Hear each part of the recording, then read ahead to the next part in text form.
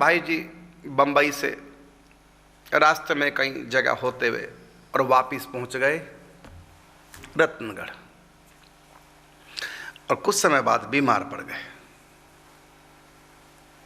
बवासीर हो गया और बढ़ता ही गया, बढ़ता ही गया। सोच क्रिया जाने में बहुत तकलीफ होने लगी, तड़पते थे भाई जी। फिर ले जाया गया भाई जी को उपचार के लिए दिल्ली में। जब दिल्ली में उपचार के लिए ले जाया गया तो भाई जी वहाँ और बीमार हो गए, मलेरिया हो गया, भयानक सर में दर्द, और बवासीर वो अलग दर्द कष्ट दे रही है। इतना दर्द बढ़ा सिर में, बवासीर में, बुखार, डॉक्टरों से के भी कंट्रोल में नहीं रहा। डॉक्टरों के भी हाथ खड़े हो गए कि हो क्या रहा, कोई दवाई काम नहीं कर रही है, उल्टा रोग बढ़ता जा रहा है। जो जो दवाई की जा रही है त्यों त्यों रोग बढ़ता जा रहा है। तो अंत में जो भी, बाबा तो साथ होते थे, पूजा बाबा तो साथ ही थे। अब सब कोई होगा कि अब बाबा का जीवन नहीं, भाई जी का जीवन नहीं रहेगा, लगता है भाई जी के जाने का समय आ गया। ऐसे चिन्ह प्रकट हो गए कि डॉक्टरों के भी हाथ खड़े हो गए, दर्द कंट्रोल में नहीं आ रहा था। अंत में तार दिया सब जगह कि जिनको मिलना जल्दी से भाई जी को मिलने आ जाओ, मतलब अब जाने की तैयारी में। जो उनके खास लोग थे, प्रेमी थे, सब आए दिल्ली में। अंत में किसी ने सलाह दी कि अजमेर में डॉक्टर अम्बालाल हैं, उनका हॉस्पिटल, वहाँ पर उपचार कराया जाए, और वो बवासीर के स्पेशलिस्ट हैं, और कई लोग वहाँ जाके ठीक हुए जो कहीं भी ठीक नहीं हुए। तो इस भयानक परिस्थिति में भाई जी को ले जाया गया अजमेर राजस्थान, और इधर भाई जी दर्द के मारे कर्रा रहे।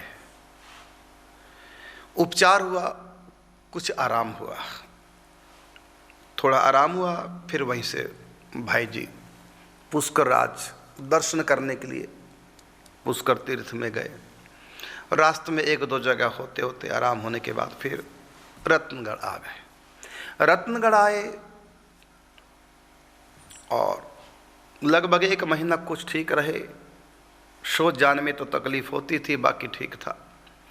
और महीने बाद फिर बीमारी बढ़ गई, फिर कंट्रोल से बाहर। फिर अजमेर भाई जी को ले जाया गया डॉक्टर अम्बालाल के यहाँ। अंत में हुआ कि ऑपरेशन होगा। अब दवाइयों के बस का नहीं है, दवाइयों से जितना मुझको ठीक करना था किया, लेकिन दोबारा फिर हो गया, अब तो ऑपरेशन करना ही ठीक है। फिर ऑपरेशन हुआ फोड़े का, चीरा लगाया गया, ऑपरेशन हुआ,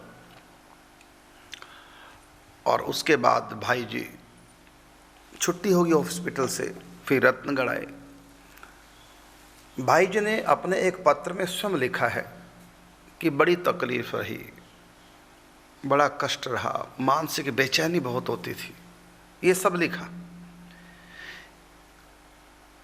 अब कल तक आप भाई जी के बारे में क्या सुन रहे थे? साक्षात राधा रानी है, यहाँ दुख का प्रवेश नहीं है, सुख का भी प्रवेश नहीं, माया से उपरांत 24 घंटे मैं राधा हूँ, इस भाव में भाई जी रहते। और ये देखो क्या स्थिति है, स्वयं भाई जी पत्र में लिख रहे हैं कि किस प्रकार से बेचैनी रही, मानसिक बेचैनी, बेचैनी मानसिक कि शरीर को कष्ट हुआ, बेचैनी बहुत रही। स्वयं भाई जी लिख रहे इस बात को पत्र में। अब प्रश्न उठता है कि वो जो बातें हैं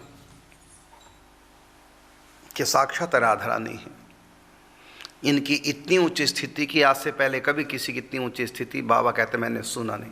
हाँ, महाप्रभु जी के बारे में वर्षा सुना, औरों की भी स्थिति होती होगी, हमें जानकारी नहीं। ये बात तो भाई जी ने कही, ऐसा नहीं कि और जगह ऐसी स्थिति नहीं होती, कहा मुझको जानकारी नहीं, ऐसा बाबा ने कहा।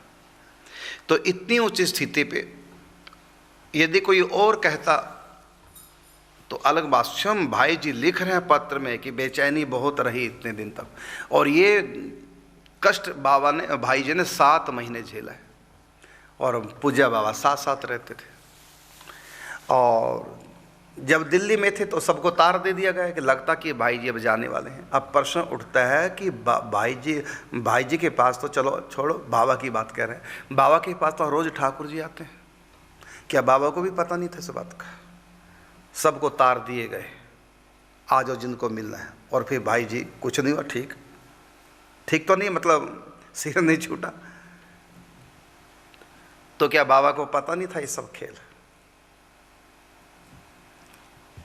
तो क्या ठाकुर जी हर रोज आते थे? बाबा ने कभी पूछा नहीं होगा ठाकुर जी से कि क्या खेल चल रहा है, या भाई जी का अब शरीर अंत होने वाला है, क्या पूछ लेते? हर रोज ठाकुर जी आ रहे हैं, और बाबा ने भी नहीं रोका कि सब जगह तार दे रहे हैं। बाबा से पूछा ही होगा कि लगता है भाई जी की अंतिम स्थिति है, लोगों को बुला लेते हैं जिनको मिलना है, तो बाद में लोग बुरा मानेंगे कि जब ऐसी स्थिति थी हमको बताया क्यों नहीं। तो आखिर बाबा तो साथ ही रहते, और 24 घंटे में एक बार तो बाबा दर्शन करने भाई जी के जाते थे, और जब दर्शन करने जाते तो भाई जी कर्रार रहे होते।